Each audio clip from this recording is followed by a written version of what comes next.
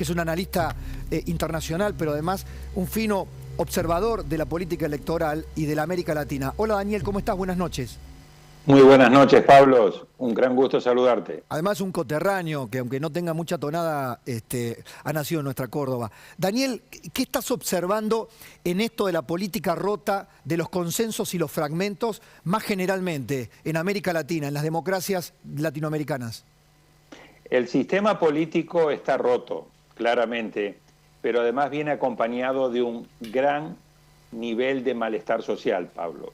El malestar social que ya se había expresado en el segundo semestre del año 2019, luego se vio agravado por la pandemia en el 2020, se vio a su vez agravado por una conjunción de factores que se fueron acumulando en el 2021 y en el 2022, que es en el año que estamos, esto claramente está potenciado en la situación de una profunda crisis de representación, de falta de confianza de la ciudadanía con las élites tradicionales, de un crecimiento económico totalmente insuficiente. CEPAL acaba de bajar el crecimiento promedio regional a 1.8% promedio regional, y todo esto obviamente está gatillando este malestar social que se agrava a su vez por el tema de una inflación disparada. Saquemos el caso de Argentina. En los otros países la inflación estaba entre el 2 y el 3%. Yo acabo de venir de Brasil, está en el 14%.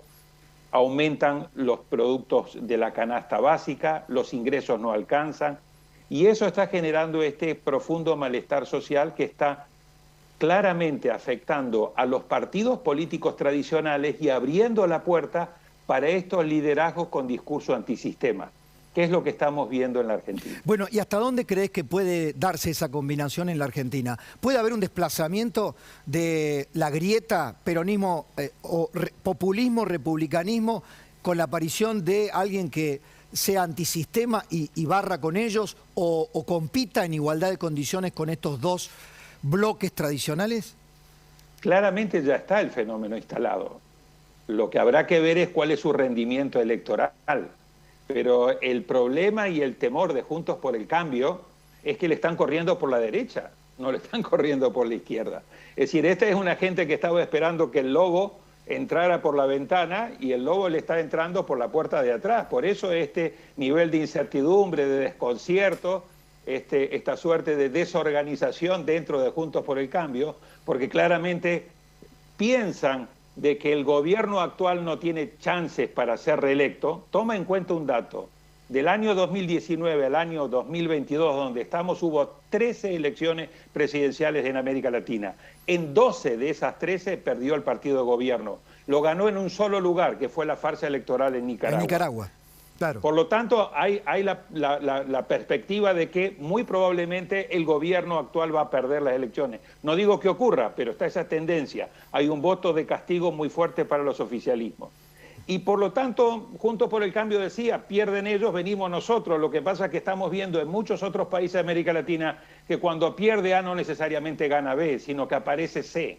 Fíjate en la actual elección de Colombia, venía competida entre la izquierda de Petro y la derecha de Fico Gutiérrez, y le apareció Rafael Hernández, un alcalde de Bucaramanga que le está haciendo fuerte competencia al segundo. En El Salvador estaba la competencia entre Arena y el FMLN y le apareció Bukele, y así sucesivamente. Entonces no es que es una situación de bipartidismo clásico entre el Frente de Todos o Juntos por el Cambio. La gran sorpresa en el caso de Argentina es el caso del liderazgo de Milei, y lo que hay que ver ahora es cuál es el rendimiento electoral de Milei. ¿Vos coincidís con esta tesis de que si el peronismo, el oficialismo ya está dividido, Cristina ha partido el gobierno, hay dos gobiernos en uno solo, la sociedad le está endilgando el fracaso a los dos? Cristina y Alberto son lo mismo, caen los dos en las encuestas, el gobierno pierde credibilidad, tiene una base de opinión positiva entre el 20 y el 25%.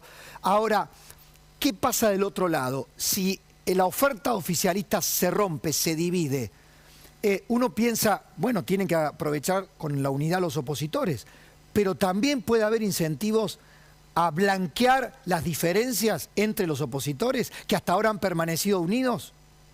Yo creo que están blanqueando las diferencias porque, vuelvo a decirte, la competencia no está tanto instalada hacia la izquierda o al centro izquierda, está instalada a la derecha. Es un actor totalmente nuevo que les viene a competir con un discurso totalmente nuevo. Y el otro problema que estamos viendo es de la renovación. Fíjate, en Brasil la competencia electoral está instalada entre un expresidente como Lula y un actual presidente como Bolsonaro, los dos con altísimo nivel de rechazo, que sería algo similar a lo que estamos viendo con un Macri-Cristina. Pero el gran tema es cuál es el valor en términos de votos de aquí al año que viene que puede representar Milei. Por eso el desajuste no es tanto mirando hacia el gobierno, sino es mirando hacia la competencia y el desafío que le presenta Milei. Y Milei está muy bien posicionado porque es precisamente el tipo de liderazgo que está teniendo éxito hoy en varios países de América Latina, con aunque un no discurso tengan estructura, claramente antiélita. Está bien, pero aunque no tengan, digamos, esto... Mucha gente racionalmente ve la política y dice, pero si Milei no tiene estructura, Milei no va a tener parlamentarios, no va a poder gobernar, no va a poder hacer nada de lo que dice porque no va a tener parlamento, como le está pasando o le pasa a los presidentes peruanos, que son elegidos, pero luego no tiene parlamento ni equipo para gobernar. Con pocas excepciones, una de ellas es Bolivia y la otra es Uruguay, que tiene una coalición. Boris en Chile tampoco tiene mayoría parlamentaria. Y surgió de una manera totalmente imprevista y sorpresiva. Pedro Castillo no tiene mayoría en Perú y fue un candidato que venía muy de atrás y se posicionó. Guillermo Lasso en Ecuador tampoco tiene mayoría. La gran mayoría de los presidentes en América Latina, particularmente en América del Sur, no tienen mayoría en el Congreso, por eso la gobernabilidad es crecientemente compleja. Y no estamos hablando de cómo va a gobernar Milei. El tema es de cuáles son las condiciones de rendimiento electoral de Milei. Lo que estamos viendo a su vez es que ya no hay lunas de miel para los gobiernos. Gane Milei, gane Juntos por el Cambio, gane quien gane, el desgaste es tremendamente acelerado. Lasso nos lleva un año todavía en el gobierno, lo acaba de cumplir, y ya está totalmente desgastado. Bueno, Pedro Castillo desgastado, Boris desgastado. Ese es un elemento que hay que tomar en cuenta. Una cosa es ganar una elección y otra cosa es gobernar. Te hago un desafío más interno, más aquí en la oposición. ¿Qué crees? Yo recién planteaba consensos o fragmentos. Me parece que si uno piensa en la oposición Juntos por el Cambio, el abanderado de los consensos es Horacio Rodríguez Larreta, que cree que tiene que juntar una masa crítica del 70% para llegar con la mayor cantidad posible, con peronistas inclusive, a una transformación. Por el otro lado está Macri y Patricia Bullrich, un liderazgo mucho más tajante, un Macri que dice, hay que hacer lo que yo no pude hacer, hay que decírselo a la gente está más preparada porque este gobierno va a dejar un desastre, con lo cual va a haber una aceptación de lo inevitable, un ajuste o digamos, una transformación de la economía fuerte. ¿Qué crees que puede prevalecer con este clima social? ¿Cuál de los perfiles? Hay que ver cómo llega el país en un año y meses, o sea, falta todavía un largo recorrido. Y por eso pongo mucho énfasis yo en el tema del malestar social. En ciertas coyunturas, Pablo, la opción de racionalidad, de centro, de consenso, no prospera. Fíjate vos, Sergio Fajardo, era el líder del centro, de la racionalidad en Colombia, tiene el 4% de intención de voto. Se juega en los extremos. En Brasil, Doria era un poco el candidato de centro, tiene 4% y se está jugando entre un Lula y un Bolsonaro.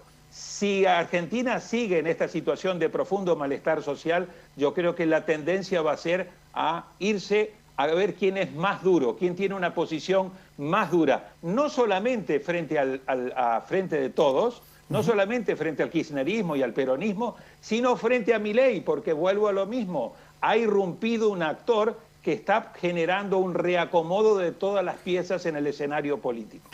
Daniel, un placer charlar contigo. Gracias por este análisis. Un abrazo a la distancia. Gracias a ti por la invitación. Buenas noches. El doctor Daniel Sobato con nosotros. Ya me voy a ir al diálogo con Santiago Kovadrov.